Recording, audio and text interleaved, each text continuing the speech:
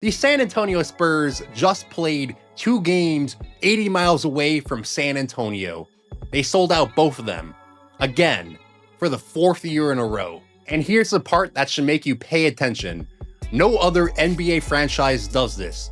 The Spurs are the only team that plays home games in a secondary domestic market, and they've been doing it since 2023 while the rest of the league watches. 8 games over 4 years.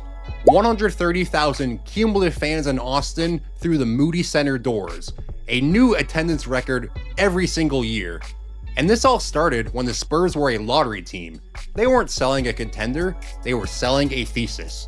Now they're the 2 seed in the West, Wembanyama just got voted as an all-star starter, and that thesis looks less like a gamble and more like a business plan that's already working.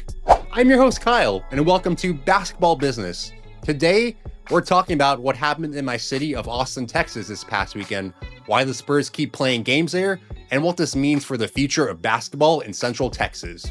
Spurs Week 2026 ran February 15th through the 21st. The timing is always deliberate. Every February, the San Antonio Stock Show and Rodeo takes over the Spurs' home arena and kicks the team out on their annual rodeo road trip.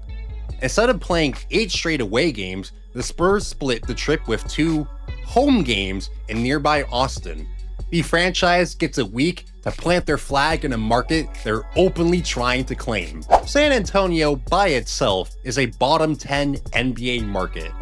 R.C. Buford, the Spurs CEO, has said this publicly and repeatedly. The franchise outperformed its market size for 2 decades, 5 championships on a mid-tier budget. But media rights, sponsorship revenue, franchise valuation, all of it is tied to market size in ways it wasn't during the Duncan era. Combine San Antonio and Austin, and suddenly you're looking at 5.3 million people, projected to hit 8.3 million by 2050. That's not a small market anymore, that's top 10. The Golden State Warriors are a prime example of what the Spurs are trying to emulate. They're named after a state, not a city. They've played games in San Francisco and Oakland, and they draw fans from all over the Bay, including San Jose, Palo Alto, and Santa Clara. But no one really questions if the Warriors are San Francisco's team or Oakland's team. They're the team for the entire Bay Area. Buford wants the Spurs to be Central Texas's team the same way. Brandon James, the Spurs VP of Strategic Growth, put it plainly. We want to move into a top 10 TV market to compete with the Lakers and Nets of the world. The Celtics used to play some games in Hartford. The Nets moved from New Jersey to Brooklyn to capture a bigger market. But the Spurs are the only franchise doing this as a sustained long-term regional strategy with regular season games. Everyone else did it reactively. The Spurs have been doing it proactively for 4 years. The arena where the games are played, Moody Center, sits in the heart of UT Austin's campus, so they're able to weaponize it in creative ways. Last year, Kevin Durant came back to Austin with the Suns for what the Spurs call the I-35 series games. My guy played 1 season at UT, and the city still treats him like a returning king because he is. That atmosphere was more college game day than regular season NBA. Austin's connection to UT basketball gives these games a built-in emotional hook you can't manufacture in San Antonio for a random February Tuesday. If this kind of NBA business strategy is interesting to you, subscribe. That's all we do here at Basketball Business. Now let's get into the money behind the Spurs I-35 games and follow what's really happening. The sponsorship evolution across 4 years tells you everything and how it's grown. Year 1, Alienware and Netspend presented Spurs Week. Year 4, Dell Technologies presents the I-35 series, and the jersey patch deal belongs to Ledger, a French crypto hardware company paying an estimated $5 to $10 million a year to the Spurs. Why Ledger? Because the deal is built around Victor Wembanyama's global appeal. Ledger is a French-founded brand. The Spurs' French player pipeline runs deep from Tony Parker to Boris Diaw to Wemby. The partnership connects Austin, San Antonio, and Paris in one big commercial package. But here's the real signal. Austin and Texas native brands are voluntarily embedding themselves in the Spurs ecosystem.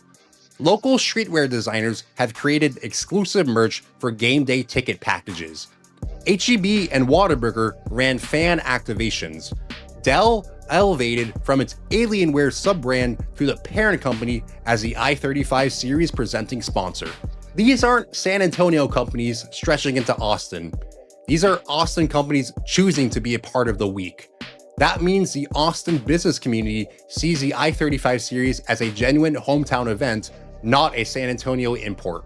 But if your local team took away a few home games and played them up the road in a rival city, you'd probably be pissed.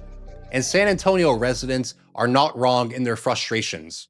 Some Spurs fans have called the I-35 series a slap in the face and pointed out that they're the only fan base in the NBA losing home games every year. It got worse in October 2025 when leaked emails showed Spurs officials reaching out to Austin's mayor weeks before the Bexar County New Spurs Arena vote. Relocation fears spiked. Both sides denied it. And the Spurs have a $500 million training campus in San Antonio, and they just got voting approval for the $3 to $4 billion mixed-use arena district. So you don't spend money like that in San Antonio if you plan on leaving the city. But about that vote, Project Marvel, the mixed-use arena development name, passed by only 10,574 votes out of 246,000 cast, just a 52.14% margin.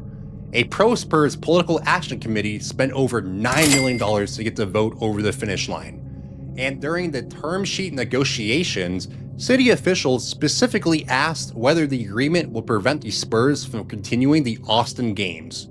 Austin isn't just a marketing exercise, it's a leverage play. It was leverage before the vote, and it remains leverage after. So here's where this goes. Days after Spurs Week Austin wraps, the franchise is doing Spurs Week Paris. Same playbook, pop-up fan shops, youth clinics at Wemby's home court, and a watch party at the Ledger Global headquarters in Paris. Austin was the prototype. Paris is proof the model scales. These structural forces in Central Texas work on a timeline most people aren't considering.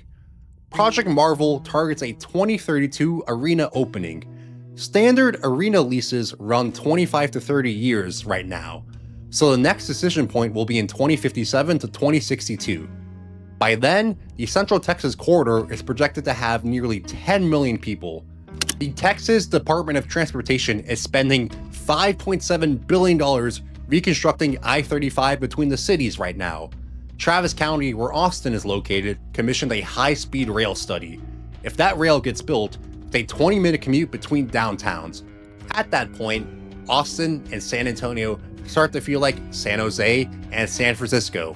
Technically separate, functionally one market. Spurs don't need to relocate. They need the market to fill in around them, and that's already happening. New Braunfels, San Marcos, Kyle, Buda, the I-35 corridor towns between the cities are among the fastest growing communities in the country. Every time I've driven down to San Antonio from Austin, the line between where one city ends and one city begins gets increasingly blurred. The Austin games also function as a defensive mode. The NBA is expected to finally vote on expansion to 32 teams this year, so make sure you're subscribed to check out the videos we'll drop on that. Seattle and Las Vegas are the favorites, and Austin is not among the candidates. Part of the reason? The Spurs have already established it as their territory. 4 years of sellouts make it very hard for the league to justify putting an expansion team 80 miles from an existing franchise that's already servicing the market. The Spurs aren't building for today's San Antonio. They're building for a 2060 mega region that doesn't technically exist yet. The new arena isn't the destination, it's a 25-year bridge.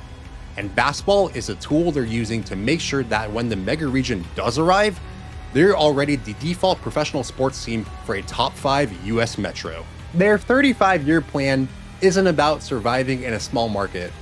It's about making sure that when the small market becomes a big market in 35 years, the Spurs have already planted their flag in every corner of it. The franchise valuation has climbed from $1.8 billion in 2020 to $4.5 billion in 2025. Revenue hit $401 million last year. The question for the rest of the NBA isn't whether the Spurs Austin model works. It's why nobody else has tried it yet. Thanks for watching this deep dive on the Spurs Austin games. If you enjoyed or learned something new, please like, comment, and share with someone you think would enjoy. Subscribe to Basketball Business for more great videos on how the off-court money moves shape the on-court game. Until next time, this is Kyle with Basketball Business.